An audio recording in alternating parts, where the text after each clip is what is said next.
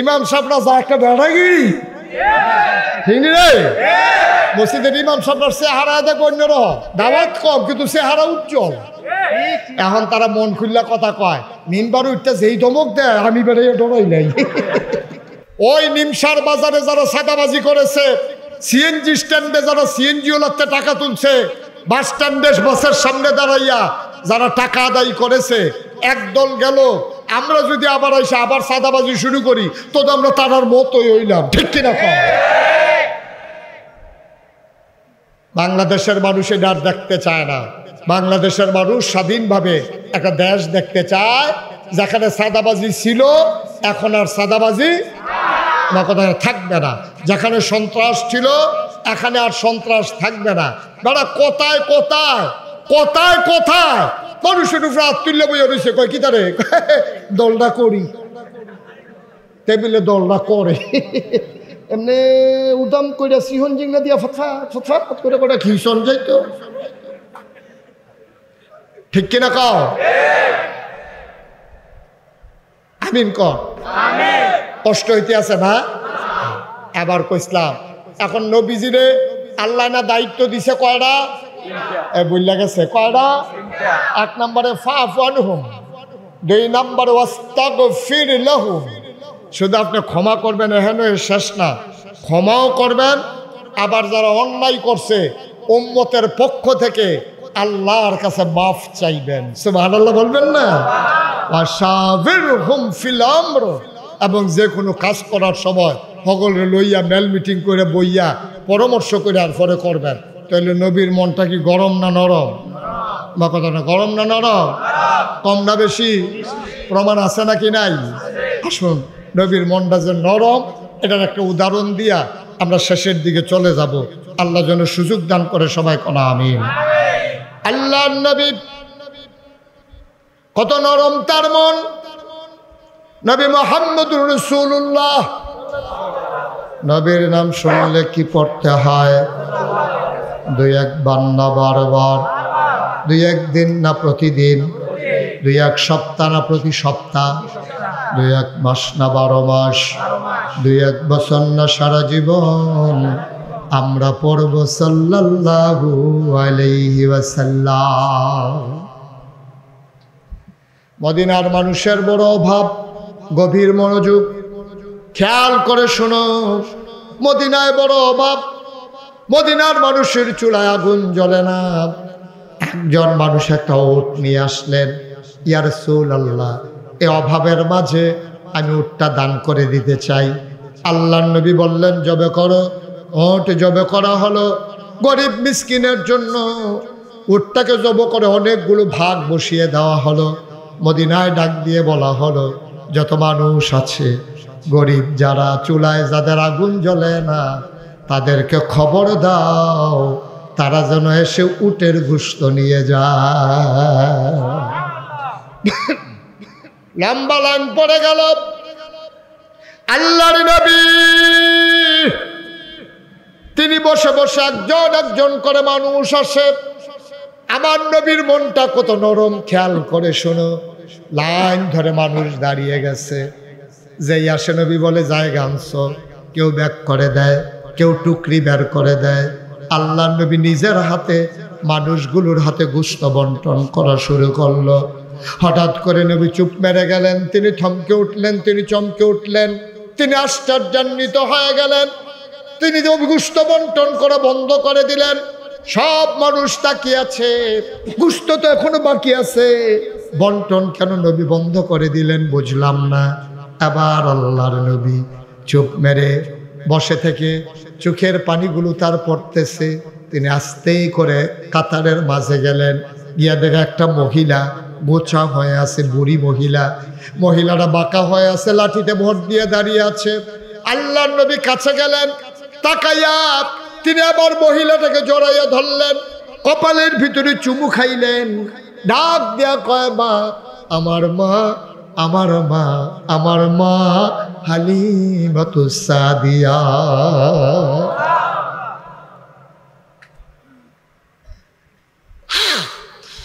জন্মের আগে বাবা হারিয়ে ফেলেছি, 6 বছর বয়সে মা হারিয়ে ফেলেছি, 9 বছর বয়সে দাদাও দুনিয়াতে নাই। আহারে মা, আহারে মা, আমার মা হালিমা।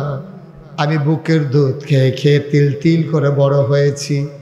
আল্লাহর নবী জড়াইয়া ধরলেন, মহিলাটাকে টেনে টেনে ওই গোশত যেখানে বসে বসে বন্টন করতেছিলেন, আল্লাহর নবী নিজের গায়ের চাদর মুবারক ওই বুড়া মহিলাটার জন্য বিছিয়ে দিলেন।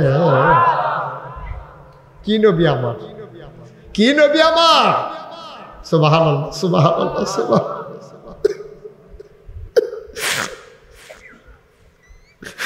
চাদরটা বিছাই দিলেন নবীজি। মহিলা ওই চাদরটার উপরে বসে পড়লেন। সাহাবারা একজন আরেকজনের দিকে তাকায়, এই মহিলা কোন মহিলা? এই মহিলার কত বড় সাহস!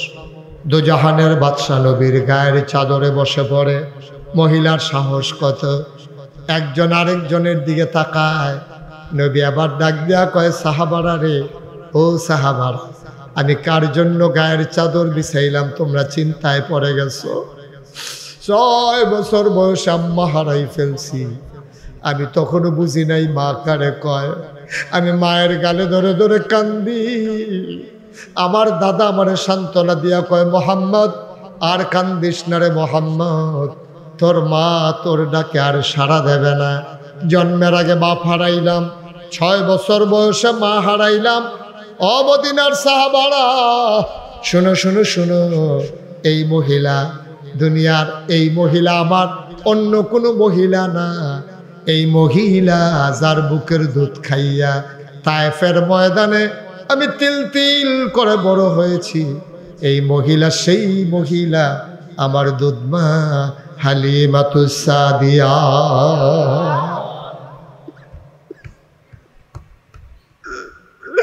আল্লাহর নবী কয়,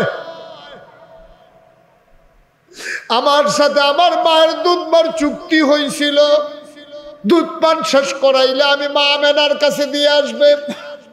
যেই দিন আমার মা হালিমা আমার বার মদিনা মক্কার দিকে নিয়ে যাচ্ছে তায়েফ থেকে, আমার মায়ের চোখের পানি শুকায় না। আমি যদিও 2-2.5 বছর বয়স হয়েছে, দেখতে আমি 4-5 বছরের বাচ্চার মতো হয়ে গেছিলাম। আল্লাহ আমারে অনেক তাড়াতাড়ি বড় করে দিয়েছে। আমি মায়ের চোখের পানি মুছে দিয়েছিলাম, আমার মা সহ্য করতে পারে নাই। হালিমার স্বামী ডাক দেয়া কয়, ও হালিমা, আরেকজনের বাচ্চা দিয়ে তো আসাই লাগবে, তুমি কেন কাঁদো? হালিমা ডাক দেয়া কয়, স্বামী দিয়ে আসবো, আপত্তি নাই, তবে মনে বড় ব্যথা। মোহাম্মদ রে জড়াইয়া বুকের মাঝে না নিলে আমার ঘুম আসে না। মোহাম্মদকে দিয়ে আসবো, আমি কারে জড়াইয়া ধরে ঘুমাবো?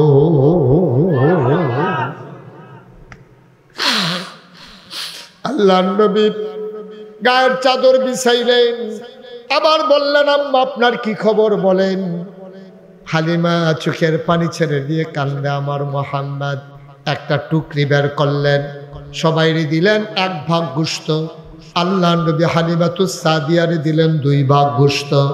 এবার ডাক দেয়া, আম্মা, ও আম্মা, এখন আপনি থাকেন কই?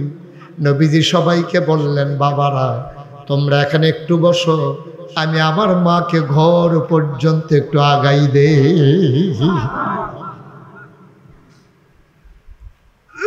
তোমরা একটু বসো, আমি আমার মারে আগাইয়া দেই। এই প্যান্ডেলটার ভিতরে যারা হাজির হয়েছ, 33 বছর মুশতাক ফয়েজি মাহফিল করি, মাহফিলে কদম দিলে মাহফিলের ওজন বুঝি। আজকে তোমাদের মাহফিলে কদম দিয়া এই মন সাক্ষী দিয়েছে, আল্লাহ তাবারক ওয়া তাআলা মণিপুর পশ্চিম পাড়ার মসজিদের মাহফিলকে আমার আল্লাহ কবুল করে নিয়েছে। জীবনে কত গুনাহ হয়ে গেল। এই মণিপুর এই এলাকার কবরস্থানে কত মা ঘুম পাড়াইলা, কত আব্বা ঘুম পাড়াইলা।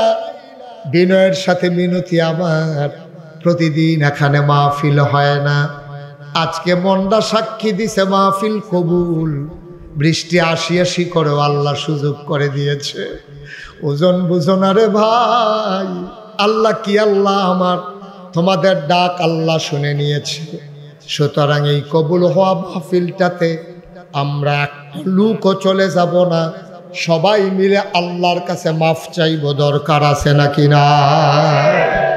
তওবা করার দরকার আছে নাকি নাই? অনেক হয়েছে এই বাংলাদেশে। আজকে এই বাংলাদেশের জগদ্দল পাথর সরাতে গিয়ে আমার কলিজার টুকরা যুবকেরা জীবন দিয়েছে। হাসপাতালে আমি সহ্য করতে পারি না, যখন গিয়ে দেখি ছেলেগুলার গায়ের ভিতরে শুধু বুলেট আর বুলেটের চিহ্ন, চোখগুলো তাদের অন্ধ হয়ে গেছে, হাত চলে গেছে, পা চলে গেছে, ঠিক কিনা বলো? এই মানুষগুলো যারা জীবন দিল, যেই ছেলেরা তাদের চোখ দিল, যাদের হাত দিল, পা দিল, এটা কি করলেন আপনি? বসেন। এই যে এই হেন না, যেহেন তো উঠতে গেছেন, হ্যাঁ নয়েন হু দিদি হু কাম নাই হু কি মনে করছে এই মাহফিল শেষ হইতে হইতে তো মাইক দোকানে রাস্তা পর্যন্ত আছে, তো আটতে আটতে বাহির আগে নিলাম, নাহলে এখন ঘুমাইলাম না, দুইজনে নিয়ে হতাই দিয়ে ভাই। মার হাবা কয় না, জোরে কন মার হাবা, আরো জোরে মার হাবা। তাহলে আমরা তোবার দরকার আসেনিও, আমরা আমল নামায় গুণা আসেনি, আমার কথা কথা আসেনি গুণা। তাইলে গোনা মাফের জন্য 1 নাম্বার মহা ওষুধ হইল তওবা। কি হয়? এই রেত দিয়া ঘষা দিলে লোহা যেমন পরিষ্কার হয়, ব্লিচিং পাউডার দিয়ে ভিজাই রাখলে তিলা যেমন পরিষ্কার হয়, ঝাড়ু দিলে যেমন বাড়ির গাড়াটা পরিষ্কার হয়, বান্দা যখন খালে সন্তরে তওবা করে তার কলব পরিষ্কার হয়। সুবহানাল্লাহ বলবেন? তাইলে তওবার দরকার আসেনি? আমরা সবাই মিল্লা তওবা করাম, একজনও বাদ থাকতাম না। এবং আমার মা বোনেরা যারা ঘরের কোনায় বসে শুনতে আছে, তারা বেড়াইয়া তওবা, তারার তওবা দরকার আছে নি? তারারও তওবা দরকার আছে। আমার ছোট্ট সোনামণি থেকে শুরু করে আমার মুরব্বী বাবারা পর্যন্ত সবাই মিলে আমরা তওবা করব। খালে সন্তরে 2 ফোঁটা চোখের পানি ফালাই দেব, আল্লাহ যেন কবুল করে। সবাই করা আমিন। সবাই একটু নামাজের মতো করে বসেন। যারা পিছনে দাঁড়াই রয়েছে রাতক্ষণ বইতেন কইছি না, অহন কুতুর বই আলাম। সবাই একটু বসেন, আমরা সবাই মিলে তো বলে ও এই যে ইঞ্জিনিয়ার সাহেব, হক সাহেব, আবার বাচ্চা থাকলে কপালও যদি থাকে আমি আই, আবার এবার বাচ্চা থাকলে তো না লগে বইয়ে বইয়ে আমরা কথা শুনতো। মুরব্বী শূন্য আমরা হয়ে গেছি, ঠিক কিনা কও? এই মুরব্বীটি মাথার উপরে হনো আছে দেখা আমরা সমাজটা কত সুন্দর রয়েছে। সকলে মিল্লা জিল্লা আবার যেন মুরব্বীটি আলো যেন দীর্ঘ দীর্ঘ হায়াত পায়। আমরা সবাই মিল্লা আল্লাহর কাছে দোয়া করার। আমাদের যারা বিদেশ হয়ে রয়েছে, যেতেন অসুস্থ, যেতেন জীবন দিছে, যারা বাড়ি ঘরে মা বোনেরা আছে, সবাই মিলে আমরা গোনানি মাফ করে আলাইম ইনশাল্লাহ। আমরা যেন মায়ের গর্ভের শিশুর মতো নিষ্পাপ হয়ে বাড়িতে যেতে পারি। আল্লাহ যেন তৌফিক দান করে। সবাই কনা আমিন, জোরে কনা আমিন। এই ছেলে বসা, আমি তো আরো 2 ঘন্টা ওয়াজ করলে তোমার মতো বেড়াই কি উঠতে গেল, বইয়া থাহ। সবাই নামাজের মতো করে বসেন। যারা অসুস্থ সমস্যা তারা ছাড়া নামাজের মতো বসেন। আপনি নামাজের নেব, হ্যাঁ সবাই মিলে আমরা একটু তওবা করি খালে সন্তরে। কার খুশির জন্য? আমরা মাপ চাই কার কাছে? এই সামনে কয়েকটা গুরুত্বপূর্ণ কথা বলার বাকি ছিল। 1 নম্বরের গুরুত্বপূর্ণ কথা হলো সামনে দুর্গাপূজা। সামনে দুর্গাপূজা আছে, আসেনিও? সামনে যে দুর্গাপূজা আছে, এই দেশের শতকরা খুব খেয়াল করেন সিহন কথা, শতকরা 92 জন লোক এই দেশে মুসলমান। বাকি যারা 8% তারা হিন্দু আছে, বৌদ্ধ আছে, খ্রিস্টান আছে, জৈন আছে, পার্সি আছে, নিগোষ্ঠী আছে, উপজাতি আছে, পাহাড়ি আছে, গারো, বিভিন্ন ধরনের মানুষ মিললে 8%। আর আমরা মুসলমান 92%। সুতরাং যেই দেশে 100 জনে 92 জন লোক মুসলমান, এই দেশের তারা যারা অন্যান্য ধর্মের আছে তারারে যদি চাইয়া না রাখে তাহলে তারা কোনো এই দেশে থাকতে পারতো না, ঠিক কিনা কম? কারণ 92টা লোকের ভিতরে 100 লোকের ভিতরে 92 জন যদি মনে করে 8 জনের কন্যা তো কোনো হগলে দেওয়ানো দলে 2-3 জন কন্যা বাহি তারা রং চাইলে তো হিতান্তি নাই, ঠিক নি রে? সুতরাং আমাদের কাছে আমানত, নবীজি আমানত রেখেছে। তোমাদের কাছে যারা যেই দেশে সংখ্যাগুরু মুসলমান, সংখ্যায় বেশি মুসলমান, এই দেশে অন্য ধর্মাবলম্বী মানুষগুলো তোমাদের কাছে আমানত।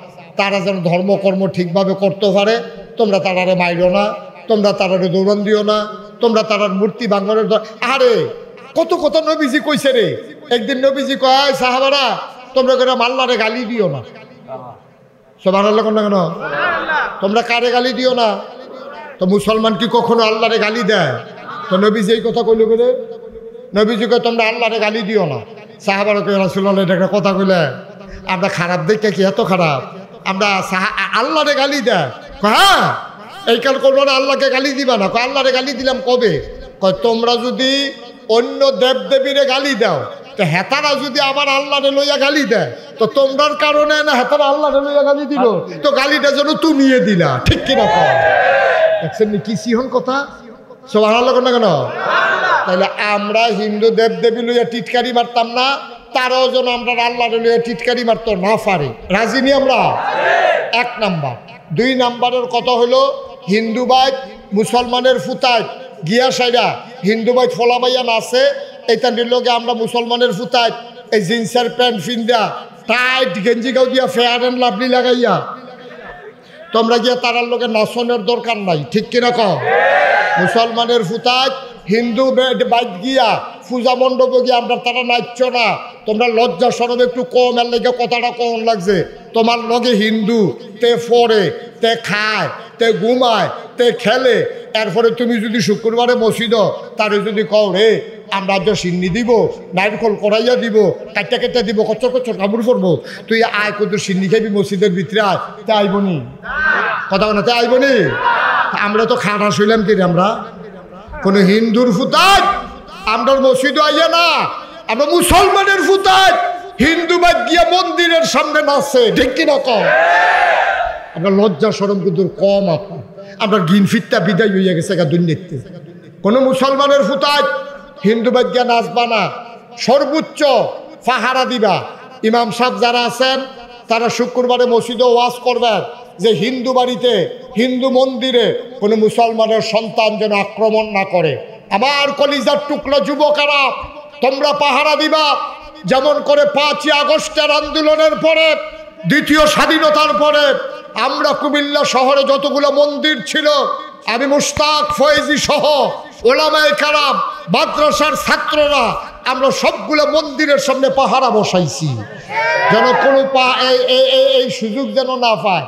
কারণ বাংলাদেশও একটা হিন্দু যদি ওমাগো কইয়া ছিলেন দেয়, ইন্ডিয়ার তারা কয় মারালেছে রে, মারালেছে।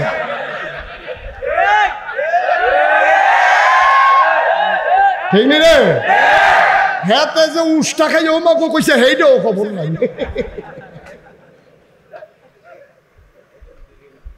তারা কায়দা বিচারে। এখন এই নতুন বাংলাদেশ, আমরা স্বাধীন দেশ, ও হোগে কথা তো বাইরে যে গেতে আছে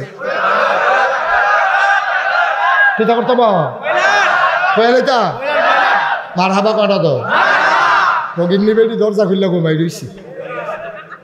কোন বেড়ি? কিতা খুললে ঘুমা? তা মাইনসাই কয় কি থাকে, তোমার কি সুড্ডা হাইতে ডর নাই? তুমি দরজা খুললে ঘুমাইছো কিতা?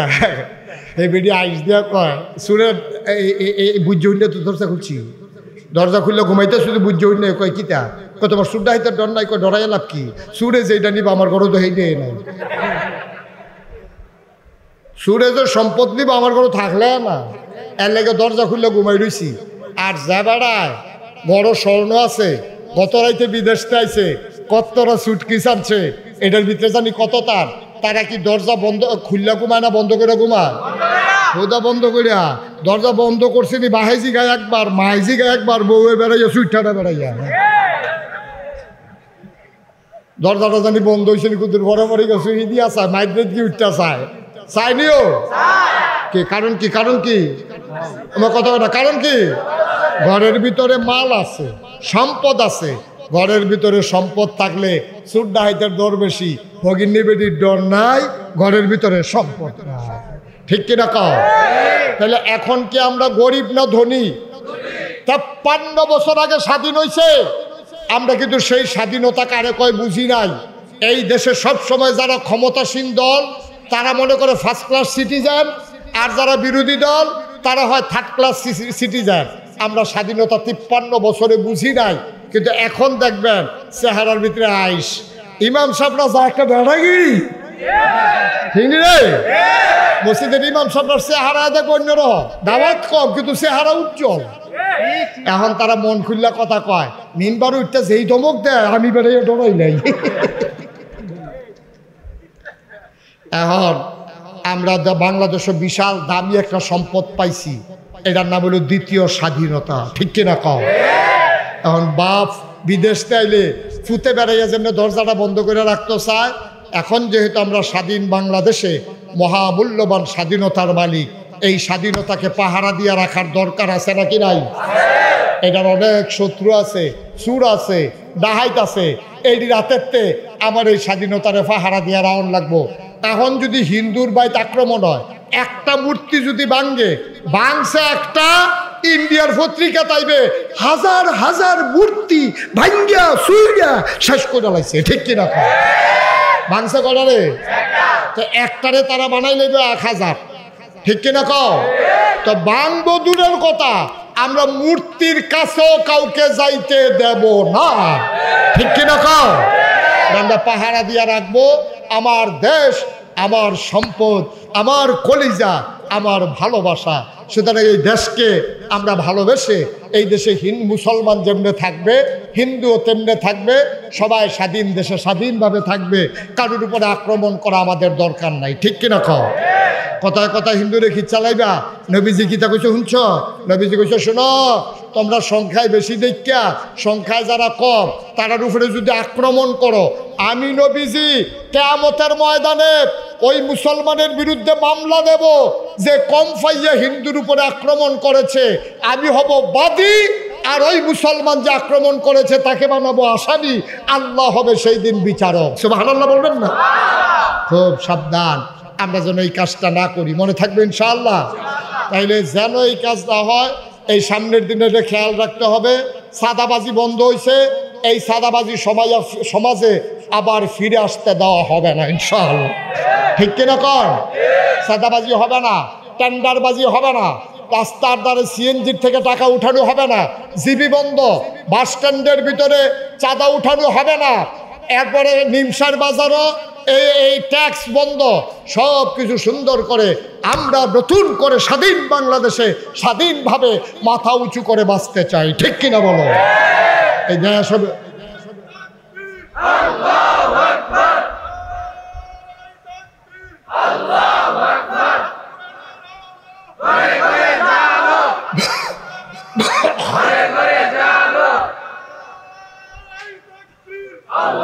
সবাই পড়েন আমিন, জোরে পড়েন আমিন।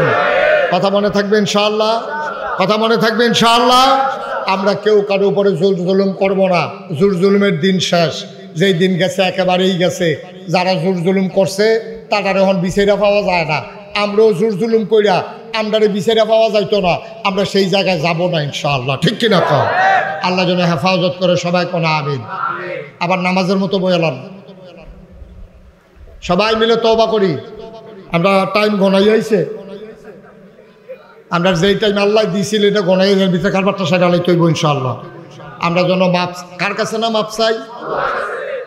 আমরা দুই একজন সবাই মিল্লা যারা বিদেশে আছে তারা লেগে আমরা দোয়া করাম। আমার মা বোন যারা ঘরের কোনায় বইয়া রয়েছে সকলের লেগে আমরা সবাই মিললে, আব্বা আম্মা যারা কবরে ঘুমাই রয়েছে সকলের লেগে আমরা দোয়া করাম। দোয়ার আগে চলেন তওবা করি। আমিন কর, জোরে কোন আমিন। সবাই চক্ষু বন্ধ করে বসেন, আমার সাথে পড়েন আউযু বিল্লাহি মিনাশ শাইতানির রাজিম। সবাই পড়েন আউযু বিল্লাহি মিনাশ শাইতানির রাজিম। আচ্ছা, একটা কথা মনে রয়েছে, এই তওবার আগে একটা কথা মনে হয়েছে। আমরা এখন তওবা করতে আছি। আপনারা জানেন আমি মুশতাক ফয়েজি এই এলাকাতে এমন কোনো গ্রাম নাই আমি মাহফিল করছি না, ঠিক নিও। এখন তো কম কম করি, দূরে দূরে যাওয়ান লাগে, কিন্তু আগে আরো ঘন ঘন করছি। এরপরে আবার আপনারা সবাই মিল্লা আমার কাবিলা ঈদগাহের খতিব বানাইছেন, ইমাম বানাইছেন। এই উসিলায় আপনাদের সাথে দেখা হয়, আপনাদের সাথে একটা সম্পর্কে আমি জড়িয়ে গেছি। এখন আপনারা আমার, আমি আপনারা, সুবহানাল্লাহ কেন তো, আমরা এখন এক ঘরের মানুষ হয়ে গেছি ইনশাআল্লাহ। আপনারা জানেন আমার নামের লগে আপনারা খেয়াল করছেন নাকি একটা শব্দ আছে, দুইটা শব্দ আছে, মুশতাক ফয়েজি পীর সাহেব। এই এই ছেলে, এই ওলদার সাদা ভিতরে বাও,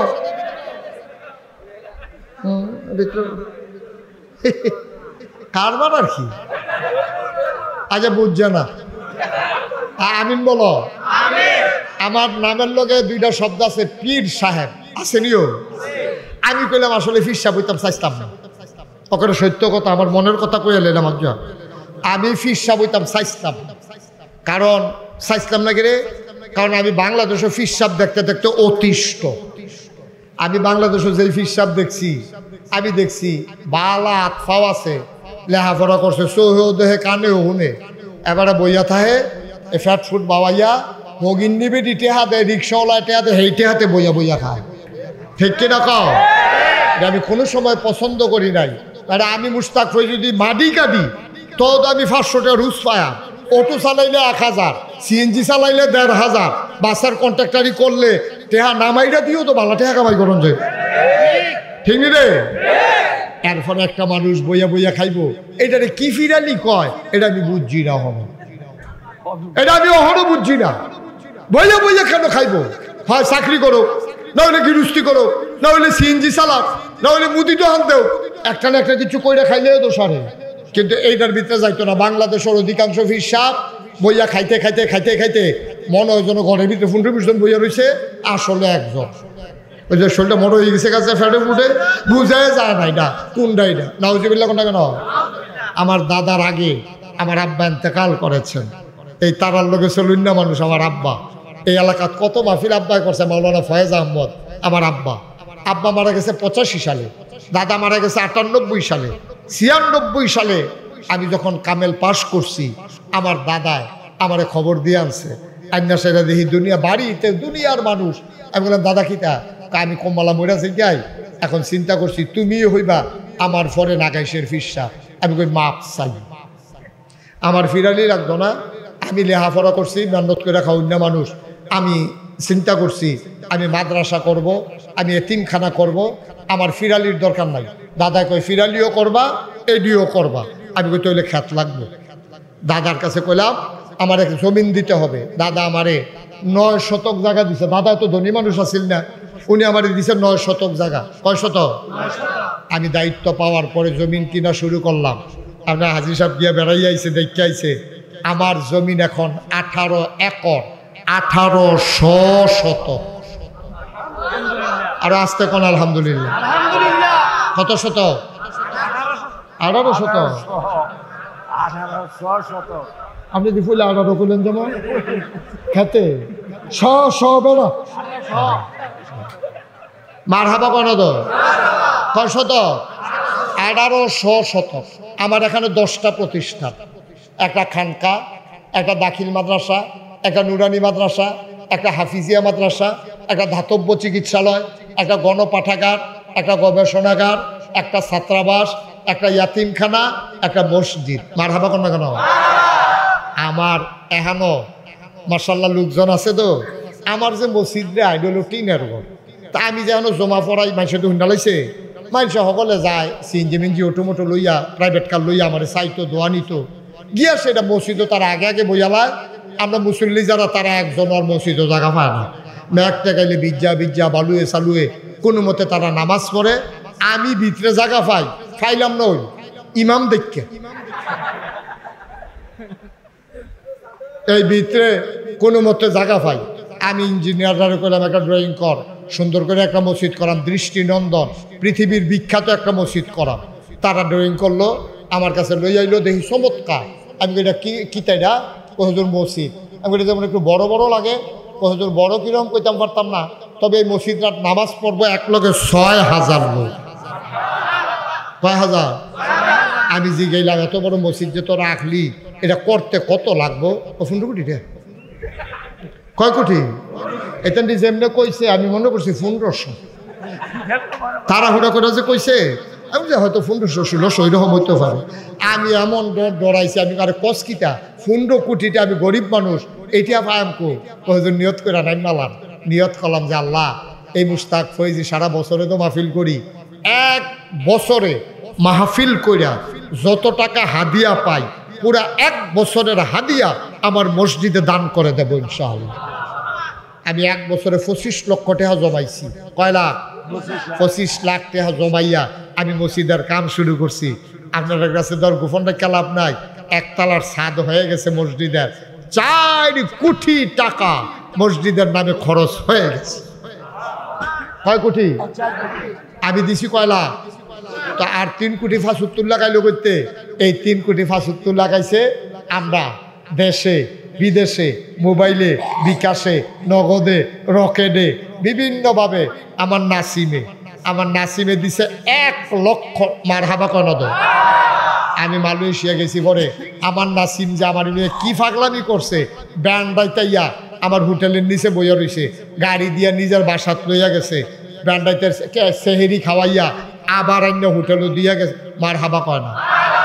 এইরকমভাবে দেশে বিদেশে একেবারে হগিন্নি বেটি টিয়া পর্যন্ত রিক্সাওয়ালার টাকা প্রায় 4 কোটি টাকা খরচ করে ফেলছি। আলহামদুলিল্লাহ কইতেন না? আমার মসজিদটার একতলার ছাদ হইছে, সিঁড়ির কামটা হইছে, দোতলার কাজে শুরু করছি, কিছুদিনের ভিতরে দোতলার ছাদ দেব। আমি মাঝে মাঝে মসজিদটার অহন তো ছাদ হইছে, তো ছাদটা 2টা আকাশের দিকে চাইয়া কান্দি, রাইতের 2টা 2:30 বাজে, কেউ জাগনা নাই, তো কান্দি আল্লাহর লগে কথা কই, আল্লাহ আমি যে এত বড় মসজিদটা শুরু করলাম, আমি কি সারা জীবন থাহাম দুনিয়াতে? আমি তো একদিন মরে যাই গা। তা আমার যত মানুষে চিনে, আমার ফুতাইতে ধরে এত মানুষে চিনে না। এখন আমার মসজিদটার কামটা কেড়াই করবো, আমি মরে গেলে গা। তো তোমার কাছে একটা দরখাস্ত দেই, আল্লাহ আমার অন্তত মসজিদটার কামটা শেষ করা পর্যন্ত এর দূর আমার হায়াত দিও। এরপরে একদিন লইয়া গেলে আমার কোনো আফুত মারহাবা কইতেন না? সবাই কোন আমিন। আমি আল্লাহর কাছে ভিক্ষা চাইছি, আমার এর দূর হায়াত দিও। আমার এই মসজিদটা আমার স্বপ্ন। আমি দাঁড়াইয়া মাঝরাতে কান্দি। আজ যে শুক্রবার গেছে, আমার মসজিদে মুসল্লিরা মিল্লা 61,000 টাকা, মসজিদের নিয়মিত মুসল্লি যারা আর দূরের যারা আমার কাছে চাইতে গেছে প্রায় 61,000 টাকা তারা আমার হাতে দিছে। আজকে লক্ষ লক্ষ টাকার দরকার, দোতলার ছাত্রা হবে, 2,000 বস্তার মতো সিমেন্টে লাগে। আমি আপনাদের কাছে, আপনারা আমার মানুষ, আমি আপনার মানুষ, এই মসজিদরা আমার একটা স্বপ্ন। নবীজি কত বড় একটা কথা কইয়া রাখছে, মামবানা লিল্লাহি মসজিদান বানাল্লাহু লাহু বাইতান ফিল জান্নাহ। যে দুনিয়ায় মসজিদ বানাবে, আল্লাহ নাকি জান্নাতে তার জন্য ঘর বানাবে। সুবহানাল্লাহ বলবেন না?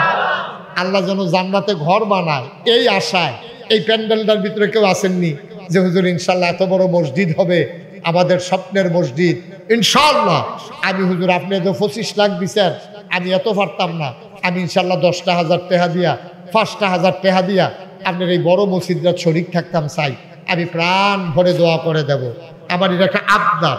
আমি মসজিদের লাগা চাইছিও, কোনোদিন বাংলাদেশে যাত্রা পাচ্ছি না, আমি কোনোদিন কারো কাছে চাই নাই, আল্লাহ আমার অনেক দিছে আলহামদুলিল্লাহ। আমার মসজিদটার জন্য কেউ পারবেন যে হুজুর ইনশাআল্লাহ আমি 5,000 টাকা অহন না পারি, কাম লাগলে ফরে দিয়া দেন, অহন পারলাম না কাম লাগলে ফরে আইলে আপনি দিয়া দেন, অথবা হুজুর ফাটাই দেন, অথবা আমি নগদ 1,000 টাকা দিলাম। আছেন কেউ? আল্লাহ প্রাণ ভরে দোয়া করবো ইনশাআল্লাহ। আমি মন উজাড় করে দোয়া করব, আল্লাহ ঢাইলা দেবে, নিয়া কুলাইতে পারবেন না ইনশাআল্লাহ।